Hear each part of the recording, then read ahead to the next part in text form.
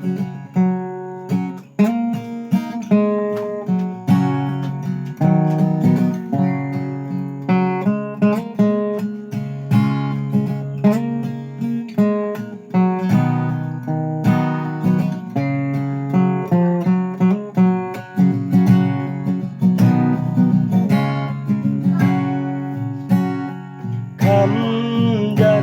ablay yame,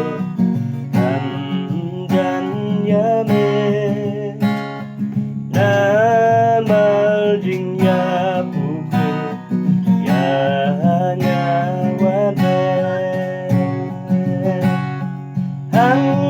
tangan riwai de, hamdan ablay yame, hamdan ablay yame, hamdan yame, lakum unang yago, lasep kasih, dingdum yanya kala, ngaden kakle,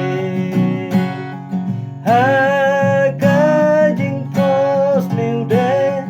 hamdan ablay yame, hamdan ablay yame, hamdan yame.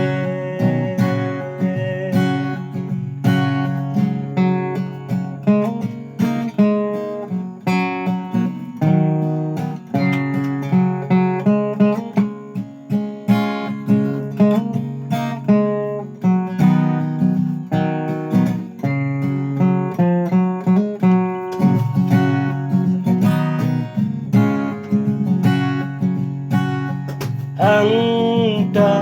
to ai kan pao at kum jing ki jing ai ru to ai dengan om pi angel ban ka won de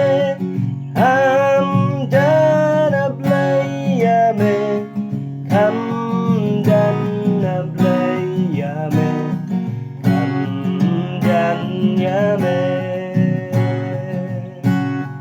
haba datang sudah bingungan se, nala kijing puslang betel ngantay, kijing jalte, hamdan ablay yame,